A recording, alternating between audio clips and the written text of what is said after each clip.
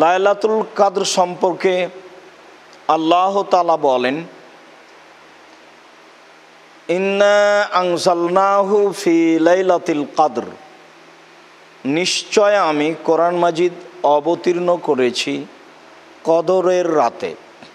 ওমা আদরাকা মা লাইলাতুল কদর, মুহাম্মদ সাল্লাল্লাহু আলাইহি সাল্লাম আপনি কি বলতে পারেন লাইলাতুল কদর কি? লাইলাতুল কদর কি তা কি আপনার জানা আছে? আমি বলি, লাইলাতুল কদর খায়রুম মিন আলফি শাহর। লাইলাতুল কদর হচ্ছে 1000 মাসের চেয়ে উত্তম। মানুষ 1000 মাস ইবাদত করে যা ফল পাবে, লাইলাতুল কদরে ইবাদত করলে সেই ফল পাবে। তানাজ্জালুল মালাইকাতু ওয়ার রূহ ফিহা বিইذনি রাব্বিহিম, সে রাতে জিবরাইল আলাইহিস সালাম এবং ফেরেশতাগণ অবতীর্ণ হন তাদের প্রতিপালকের অনুমতি সাপেক্ষে। মিন কুল্লি আমর, প্রত্যেকটা জিনিস নিয়ে, 1 বছরে যা কিছু হবে তা নিয়ে ফেরেশতাগণ জিবরাইল সহ সে রাতে অবতীর্ণ হন। সালামুন হিয়া হাত্তা মাতলাইল ফজর, এই রাতটি নিরাপত্তায় কল্যাণে পরিপূর্ণ থাকে, শান্তিপূর্ণ থাকে রাতটি ফজর পর্যন্ত। আল্লাহ তাআলা অত্র রাতে কোরআন মাজিদ অবতীর্ণ করার কথা বলার পরে আমাদের নবীকে জিজ্ঞাসা করলেন, আপনি কি বলতে পারেন লাইলাতুল কদর কি? আমাদের নবী কিছু না বলেই আল্লাহ তাআলা নিজেই বললেন, লাইলাতুল কদর হচ্ছে এই। তার প্রথমে তিনি বললেন তা হচ্ছে ইবাদতগতভাবে 1000 মাসের চেয়ে উত্তম। রাত্রি এমন এক রাত, সে রাতটি এমন এক রাত যে রাতে জিবরাইল আলাইহিস সালাম সহ ফেরেশতাগণ অবতীর্ণ হন। আর অবতীর্ণ হওয়া বিষয়টি ব্যক্তিগতভাবে নয়, তাদের প্রতিপালকের অনুমতিতেই নেমে আসেন। প্রত্যেকটা বিষয় নিয়ে যা 1 বছরে হবে, রাতটি শান্তিপূর্ণ থাকে ফজর পর্যন্ত। আল্লাহ তাআলা লাইলাতুল কদর সম্পর্কে বিবরণগুলি স্পষ্ট করলেন। যদিও ভারত, বাংলাদেশ, পাকিস্তানের হাজারো মানুষের কথা, সেটা হচ্ছে শাবে বারাত বা বারাতের রাত বা শাবে কদর। শাবে বারাত নয়, একে বলে শাবে কদর। শাবটা ফার্সি আর কদর মানে নির্ধারণ রাত। এইটাকে তারা ধরে নিয়েছে 15ই শাবান। 15ই শাবানে 1 বছরে যা কিছু হয় তা নির্ধারণ হয়। আল্লাহ তাআলা তা বলেছেন লাইলাতুল কদরে হয়। লাইলাতুল কদর, আয়েশা রাদিয়াল্লাহু তাআলা আনহা বলেন, রাসূল সাল্লাল্লাহু আলাইহি ওয়াসাল্লাম বলেছেন, তাহাররাও লাইলাতুল কদরি মিনাল আশরিল আওয়াখির ফিল বিত্রে মিনাল আশরিল আওয়াখির মিন রমাদানা, তোমরা লাইলাতুল কদর খুঁজো রমজানের শেষ দশকে বিজোড় রাতে।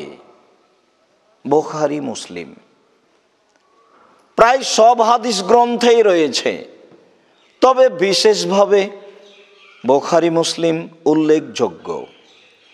অত্র হাদিসে আমাদের নবী মুহাম্মদ সাল্লাল্লাহু আলাইহি সাল্লাম বলেন, এই গুরুত্বপূর্ণ রাতটি তোমরা অন্বেষণ করো, খুঁজো।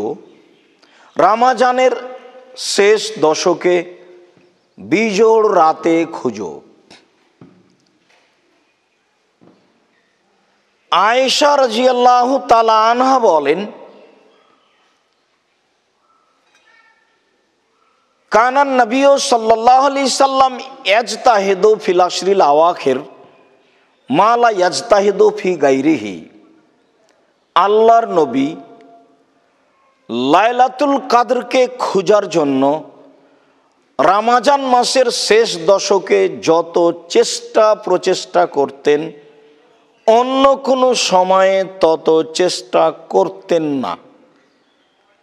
প্রাণপণে চেষ্টা করতেন লাইলাতুল কদর খোঁজার জন্য রমজানের শেষ দশকগুলিতে। আসলে মর্যাদা অনেক বেশি তো, যার কারণে প্রাণপণে চেষ্টা করতেন। আবু হুরায়রা রাদিয়াল্লাহু তাআলা আনহু বলেন, রাসূল সাল্লাল্লাহু আলাইহি ওয়াসাল্লাম বলেছেন, মান কামা লাইলাতুল কদর, কেউ যদি রাতে লাইলাতুল কদর খুঁজে লাইলাতুল কদর হিসেবে ইবাদত করে, গফিরা লাহু মা তাকাদ্দামা মিন জামবিহি, তাহলে তার অতীতের সব পাপ ক্ষমা করা হবে। জীবনের সম্পূর্ণ পাপ ক্ষমা পাওয়ার একটা বিশাল রাত, সেটা হচ্ছে লাইলাতুল কদর। সময়ের গতিতে হবে। উল্লেখ্য যে লাইলাতুল কদর হলেও বেহিসাব ইবাদত চলবে তা নয়, তবে তাসবিহ তাহলিল ক্ষমা চাওয়া তা ভিন্ন কথা। বেহিসাব সলাত চলবে না। বেহিসাব সলাত চলে সপ্তাহে একদিন, জুমার দিন ফজরের পর, সূর্য ওঠার পর থেকে নিয়ে জুমার আজান পর্যন্ত যে যা পারে সলাত আদায় করবে, যার পক্ষে যত সম্ভব। 100, 500, 1000 নয়। বেহিসাব সলাত আদায়ের সময় হলো মানুষের জন্য সপ্তাহে একদিন, তা হলো জুমার দিন সূর্য ওঠার পর থেকে নিয়ে আজান পর্যন্ত। এছাড়াও মানুষের অতীব সম্মানী জায়গা, আল্লাহ তাআলার পক্ষ থেকে অতীব সম্মানী মসজিদ, তা হচ্ছে হারাম মসজিদ, মসজিদে হারাম, কাবা ঘর। রাসূল সাল্লাল্লাহু আলাইহি সাল্লাম বলেছেন, লা তামনাউ আহাদান আন ইউসাল্লি আও ইয়াতুফা লাইলান ওয়া নাহারান ফি আইয়াতি শাআতিন লাইলান ওয়া নাহারান। তোমরা 24 ঘন্টায় রাত দিন কোনো সময়তেই কাবা ঘরে সালাত আদায় করতে ও তওয়াফ করতে মানুষকে নিষেধ করবে না। বেহিসাব সালাত চলার জায়গা কাবা ঘর, যেখানে 24 ঘন্টা সালাত আপনি আদায় করতে পারেন। ওখানে সূর্য ডুবছে উঠছে, মাথার উপরে আছে, এই হিসাব নেই। আর বেহিসাব সালাত জুমার দিন, তা হলো এই থেকে এই পর্যন্ত।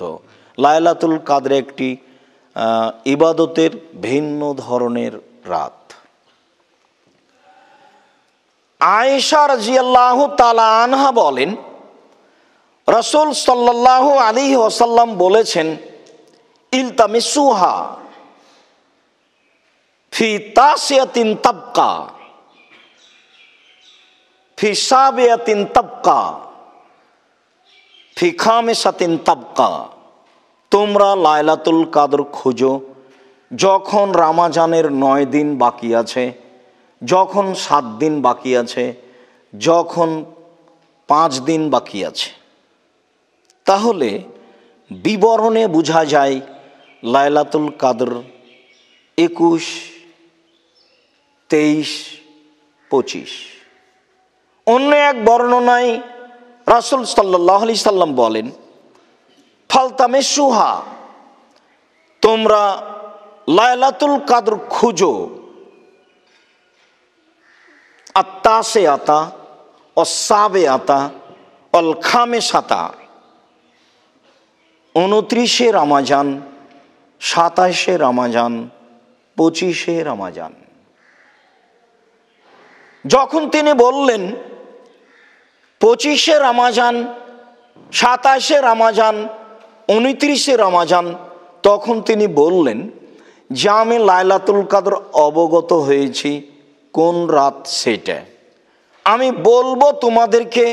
মর্মে বাড়ি থেকে বের হলাম, দেখি রাস্তায় 2 জন লোক তর্ক বিতর্ক করছে।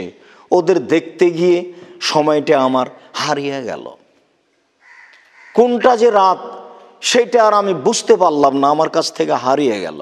হয়তোবা তোমাদের জন্য এতে কল্যাণ আছে, তোমরা লাইলাতুল কাদর খুঁজো 25, 27, 29। তবে তিনি প্রাণপণে চেষ্টা চালাতেন শেষের দশকে। আয়েশা রাদিয়াল্লাহু তাআলা আনহা বলেন, কানান নবী সাল্লাল্লাহু আলাইহি সাল্লাম এজা দাখালাল আশর, যখন রমজানের শেষ দশক প্রবেশ করত, চলে আসতো, সাদ্দা মিজারাহু, তখন তিনি তার লুঙ্গি শক্ত করে বেঁধে নিতেন। ও আহিয়া লাইলাহু, রাতে জেগে থাকতেন। ও আইকাজা আহলাহু, পরিবারকে জাগাতেন। অত্র হাদিসে প্রস্তুতি বোঝা যায়। এবছর মানুষ লাইলাতুল কাদরকে মূল্যায়ন করতে পারবে কেন? অন্যান্য বছরগুলিতে মানুষ সাধারণত 11 মাস যা ইনকাম করে, রমজানে তা করে নেয় বলে মানুষের ধারণা। যারা ব্যবসায়ী তারা উপার্জন করে, যারা দর্জি তারাও সাপ্লাই দেয়, যারা কর্মচারী তারাও ব্যস্ত থাকে। আর সবার সব জায়গায় প্রস্তুতি চলে, তখন আর রমজানের প্রস্তুতি নেওয়া সহজ হয় না। কেননা রমজানের শেষ দশকের জন্য প্রস্তুতি, যখনই শেষ দশক ঢুকত তখন তিনি লুঙ্গি বেঁধে নিতেন। তাহলে কি উনি চাষি মানুষ ছিলেন? জমিতে কোদাল নিয়ে নামবেন তাই লুঙ্গি গুটিয়ে নিলেন? বাক্য তো সেটাই প্রমাণ করে। তো চাষি মানুষ জমিতে নামবেন এই জন্য তো লুঙ্গি গুটিয়ে নেননি। তার মানে শেষ দশককে মূল্যায়ন করবেন একেবারে জোরালোভাবে, যার চেষ্টার কোনো আর শেষ থাকে না। প্রাণপণে জীবন বাজি রেখে শেষ দশককে মূল্যায়ন করবেন। তার প্রস্তুতি, প্রস্তুতি মানে কাজ কম করতে হবে, কম খেতে হবে, কম ঘুমাতে হবে, তাহলেই তা সহজ সম্ভব হবে। ও আহিয়া লাইলাহু, পুরো রাত জেগে। ও আইকাজা আলাহু, পরিবারকে জাগাচ্ছেন। অত্র হাদিসে 3টি আলোচনা রয়েছে। তার প্রথম হচ্ছে নিজের প্রস্তুতি, দ্বিতীয় হচ্ছে প্রস্তুতির ফলাফল পুরো রাত, তৃতীয় প্রস্তুতি শুধু নিজে নয় পরিবার সহ। কিছু নিতে হলে আজকেই নিতে হবে, কিছু বলতে হলে আজকেই বলতে হবে, কিছু চাইতে হলে আজকেই চাইতে হবে, সেই রাত আজ। আয়েশা রাদিয়াল্লাহু তাআলা আনহা বলেন, আমি আল্লাহর নবীকে বললাম, আল্লাহর নবী, আরাইতা ইন আলিমতু আইয়ু লাইলাতিন লাইলাতুল কদরে, আল্লাহর নবী আমি যদি বুঝতে পারি লাইলাতুল কদর কোনটি, আমি যদি এটা বুঝতে পারি তাহলে আমি কি করব, আমার করণীয় কি? তখন রাসূল সাল্লাল্লাহু আলাইহি সাল্লাম বললেন, কুলি, তাহলে তুমি বলো, বুঝতে পারলে তুমি বলবে, আল্লাহুম্মা ইন্নাকা আফুবুন তুহিব্বুল আফওয়া ফা'ফু আন্নি, হে আল্লাহ তুমি নিজে ক্ষমাশীল, ক্ষমাকে ভালোবাসো, আমাকে ক্ষমা করো। প্রথম বাক্য, তুমি তো নিজেই ক্ষমাশীল, তোমার নাম গাফুর। আমাকে মেরেছে কেউ, আমি তাকে মারতে পারবো তবুও মারলাম না, তার নাম গাফুর। আর আমি তাকে মারতে পারবো না, তখন আমি তাকে ক্ষমা করে দিলাম, তার নাম গাফুর নয়। তা আল্লাহ বলছেন আমি গাফুর, আমি মারতে পারি যে কোনো সময়, কিন্তু আমি মারলাম না, তার নাম গাফুর, উনি তো সব সময় গাফুর। তো আল্লাহ নবী বলছেন যে ঠিক আছে আয়েশা তুমি বলো, আল্লাহ গাফুর, তুই তো ক্ষমাশীল, তুমি তো গাফুর, আর তুমি ক্ষমাকে ভালোবাসো। মানে এইটা আরো সন্তুষ্ট করা হচ্ছে। শেষ কথাটা পরে, যেটা প্রয়োজন সেটা পরে। প্রথম কথা তুমি তো ক্ষমাশীল, এইটা দিয়ে তাকে সন্তুষ্ট করা হচ্ছে। দ্বিতীয় বাক্য ক্ষমাকে ভালোবাসো, এটা দিয়ে আরো সন্তুষ্ট করা হলো। তৃতীয় বাক্য তাহলে আমাকে ক্ষমা করো। অতীব গুরুত্বপূর্ণ দোয়া, সিজদাই বলার চেষ্টা করতে হবে। সম্মানিত মসজিদের মুসল্লি, এদেশের মাটিতে লাইলাতুল কদর যেভাবে উদযাপন করা হয় তা ঠিক নয়। কোনো কোনো জায়গায় উদযাপন করা হয় বক্তব্যের মাধ্যমে, কোনো কোনো এলাকায় লাইলাতুল কদর মূল্যায়ন করা হয় সবাই মিলে রাতে জেগে গল্পের মাধ্যমে, কথার মাধ্যমে, কোরআন তেলাওয়াতের মাধ্যমে। আর 30 দিনে 30 পারা কোরআন পড়তে হবে 20 রাকাত তারাবিতে, এইটা তো একটা আছেই। আসলে কিভাবে মূল্যায়ন করা যায়? আয়েশা রাদিয়াল্লাহু তাআলা আনহা বলেন, খারাজান নবী সাল্লাল্লাহু আলাইহি ওয়াসাল্লাম ফি জাওফিল লাইলে ফাসাল্লা ফিল মসজিদ। আল্লাহ রাসূল ইতিকাফের ঘর থেকে বের হলেন মসজিদে, খালি ফাঁকা জায়গায়, তিনি সেখানে সালাত আদায় করলেন। অরেজালুন সাল্লু বিসালাতিহি, অনেক মানুষ তার সাথে সালাত আদায় করলো। সকালে সবাই বলা বলি করলো, আল্লাহর নবী আজকে রাতে দীর্ঘ সময় ধরে সালাত আদায় করেছেন, অনেকেই তার সাথে ছিল। পরের রাতে মানুষ বেশি হয়ে গেল আলোচনার কারণে, পরের রাতে মানুষ আরো বেশি হয়ে গেল আলোচনার কারণে। ফালাম্মা কানাতিল লাইলাতুর রাবিয়া, এবার যখন ধারাবাহিকভাবে চতুর্থ রাত চলে আসলো, আজাজাল মসজিদ আন আহলিহি, মানুষ এত বেশি হয়ে গেল মসজিদে যে মসজিদে মানুষ ধরে না। ফালাম ইখরুজ, সেই দিন আল্লাহর নবী আর তার ওই ইতিকাফের স্থান থেকে বের হলেন না। মানুষেরা সকাল পর্যন্ত বলা বলি করতে থাকলো সলাত সলাত, কিন্তু তিনি বের হলেন না। তিনি বের হলেন ফজরের সলাতের জন্য।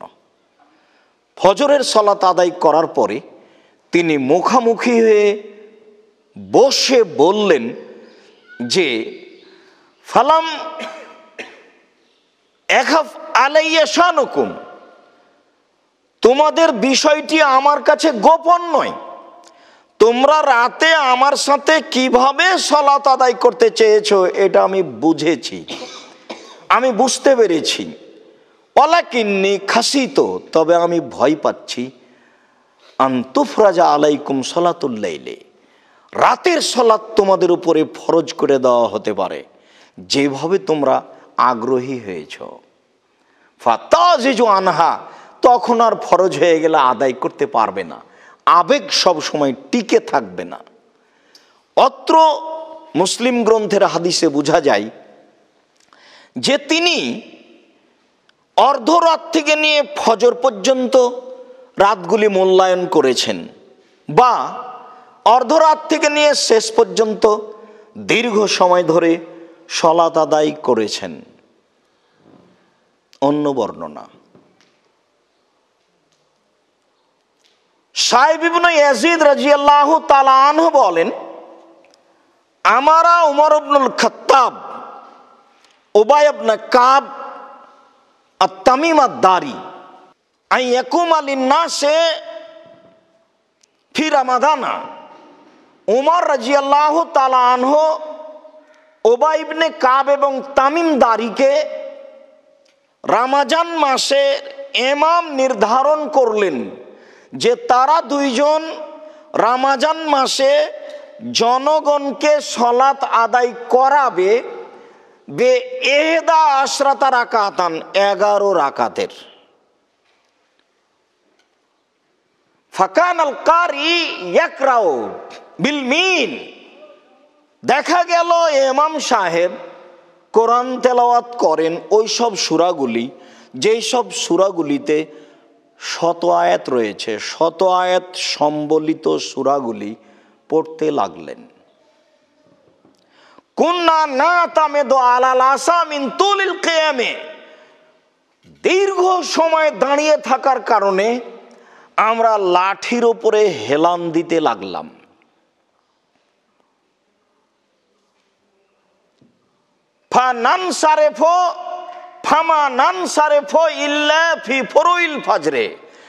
আমরা বাড়ি ফিরতাম ফজরের পূর্ব মুহূর্তে, আজান হওয়ার পূর্ব মুহূর্তে আমরা বাড়ি ফিরতাম।